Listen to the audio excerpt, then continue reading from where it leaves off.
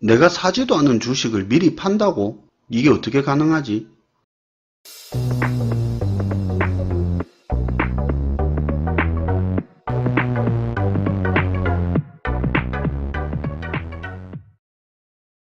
안녕하세요. 캔들피그의 이런저런 시간입니다.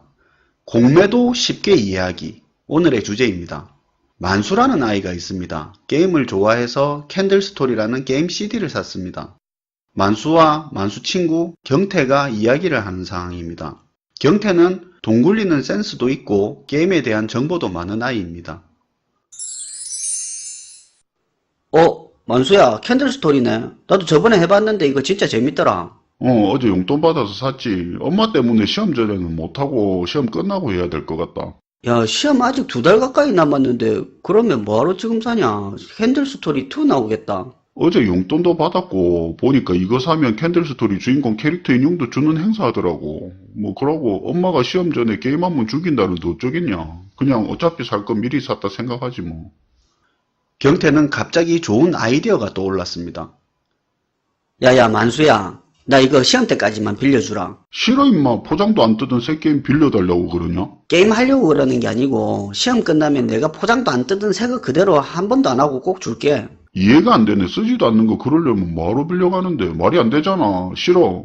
아이, 할 게 있어서 그래. 대신에 시험 때까지 2달만 빌려주면 내가 대여료 5,000원 줄게. 잘 들어봐봐. 어차피 시험 때까지 너 게임 못하잖아. 못하기는 하지. 그러니까 그냥 가지고만 있을 바에야 시험 때까지만 빌려주면 5,000원 공돈 생기는 거고 게임 CD도 내가 한 번도 안 쓰고 새 거 그대로 준다는데 손해볼 거 없잖아.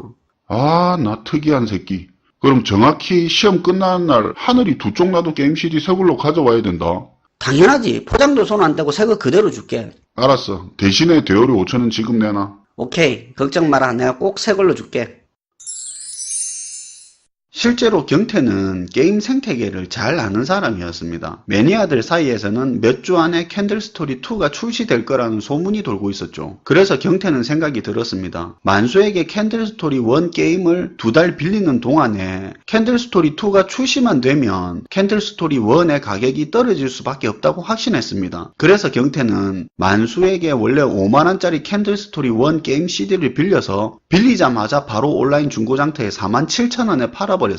한 달 뒤에 실제로 캔들스토리2 게임이 출시되었고 경태 예상대로 대리점에서 캔들스토리1 새 제품을 3만원으로 세일해서 팔았습니다. 경태는 중고장터에서 만수의 게임을 팔고 받은 47,000원 중에서 3만원을 써서 대리점에서 캔들스토리1 새 제품을 구매하였습니다. 여기서 경태는 거래 차액 17,000원을 벌게 되었고 만수에게 미리 줬던 CD 대여료 5,000원을 차감하더라도 경태는 그 자리에서 12,000원을 벌게 되었습니다. 만수는 만수대로 경태에게 게임 CD 빌려주고 5,000원 벌었고 새 제품 그대로 경태에게 돌려받았습니다. 이 상황이 공매도와 비슷한 상황이라고 생각하면 됩니다. 경태는 게임 CD 가격이 떨어질 것을 예상하고 게임 CD를 빌려서 바로 팔았죠. 실제로 경태는 자기 게임 CD가 없는데 판 거죠. 그리고 게임 CD 가격이 떨어지면 떨어진 가격으로 구매를 해서 만수에게 돌려줍니다. 이게 공매도입니다. 주식 공매도도 비슷하게 생각하면 됩니다. 내가 주식을 가지고 있는 게 아니라도 앞으로 주가가 떨어질 것 같으면 주식을 빌려서 바로 팔아버리는 거죠. 그리고 그 돈을 가지고 있다가 주가가 떨어졌을 때 싼 가격으로 주식을 사서 주식을 돌려주는 겁니다. 이런 식으로 거래 차익을 챙기는 거죠. 일반적으로 우리가 주식 거래할 때 주가가 오를 것을 기대하고 쌀 때 사서 비쌀 때 팝니다. 공매도는 주식 가격이 떨어질 것을 기대하고 비쌀 때 빌려서 팔고 쌀 때 사서 빌린 주식을 돌려주고 거래 차익을 남기는 거죠. 여기서 하나 알아야 되는 것은 빌려서 팔아야 된다는 겁니다. 그래야 합법이 되는 거죠. 여러분들이 잘 아시다시피 지난번 삼성증권 사태는 전산 오류로 특정 사람들에게 존재하지도 않는 가상의 주식 개수가 들어갔고 이걸 받은 사람들은 전산 오류로 잘못된 건지 알면서도 팔아버렸죠. 자기 주식도 아니고 빌린 주식도 아니었습니다. 빌린 적도 없는 주식을 팔아버렸으니 불법 공매도가 돼서 크게 문제가 된 거였죠. 앞에서 설명드린 내용이면 대충 공매도에 대한 개념은 정리됐을 거라고 보고 지금부터는 공매도가 필요한 이유와 공매도의 문제점에 대해서 이야기해 보겠습니다. 공매도가 필요한 이유 첫 번째입니다. 주식 가격은 내릴 거라고 생각하는 사람과 오를 거라고 생각하는 사람들 사이에서 치열한 거래로 주가가 형성됩니다. 그런데 잘 생각해 보면 그 회사 주식을 가지고 있는 사람이든 그 회사 주식을 안 가지고 있는 사람이든 오를 거라고 생각하는 사람들은 자기가 예상한 대로 액션을 취할 수 있습니다. 이미 주식을 가지고 있는 사람은 추가로 더 사면 되고 주식을 안 가지고 있는 사람도 오를 거니까 주식을 사면 됩니다.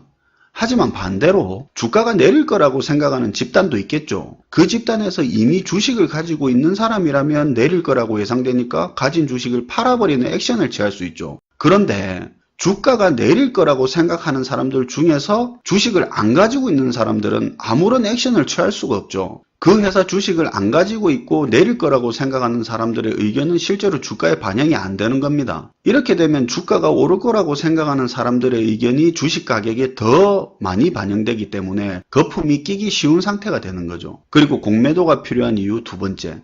사람은 기본적으로 돈을 많이 벌려는 욕구보다 손해보기 싫은 욕구가 더 강합니다. 시장에 불안감이 조성되면 손실에 대한 두려움이 점점 더 커지기 때문에 자칫 엄청난 주가 하락으로 연결될 수가 있습니다. 하지만 공매도 세력들은 주가가 떨어지는 시기가 빌린 주식을 갚기 위한 좋은 타이밍이기 때문에 그때 대량으로 주식을 매수합니다. 이런 공매도 세력의 대량 매수세는 불안감으로 급락하는 주가의 추가 하락을 막아주는 역할을 하기도 합니다.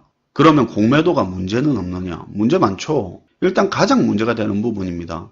공매도 세력들의 과도한 공매도로 시장에 불안감을 조성해서 실제 다른 투자자들이 손해를 입는 상황이 발생하기도 합니다. 두 번째, 미리 공매도를 해놓고 시세를 조정하는 행위가 발생할 수도 있습니다. 주가가 떨어질 것을 예측하고 공매도를 하는 게 아니라 공매도를 해놓고 주가를 일부러 조정해서 주가를 떨어뜨리는 일이 발생할 수 있는 거죠. 예를 들면 루머를 퍼뜨린다든가 그런 거죠. 이렇게 공매도는 순기능도 있고 역기능도 있습니다. 최근에는 개인 투자자들도 공매도를 쉽게 할 수 있게 해달라는 이야기도 많이 나오고 있습니다. 하지만 공매도는 손실이 나면 엄청나게 날 수 있습니다. 그냥 주식을 샀을 때는 아무리 손해를 봐도 마이너스 100%지만 공매도를 하고 주가가 오르게 되면 손실은 이론적으로 무한대가 됩니다. 10,000원에 공매도 했는데 주가가 2배 오르면 손해가 200%가 돼버리고 주가가 3배 올라버리면 300%가 돼버립니다. 거기에다가 빌린 주식 대여료 같은 것도 계속 져야겠죠. 개인이 공매도를 쉽게 할 수 있게 될 때가 온다고 해도 그게 꼭 좋은 건 아닌 것 같습니다. 오늘은 공매도에 대해서 이야기해봤습니다. 구독 부탁드리고요. 지금 화면에 나오는 동영상 버튼을 누르면 연달아서 계속 들을 수 있습니다. 운전하시면서 듣는 분들은 한번 활용해주세요. 지금까지 캔들피그의 이런저런 시간이었습니다.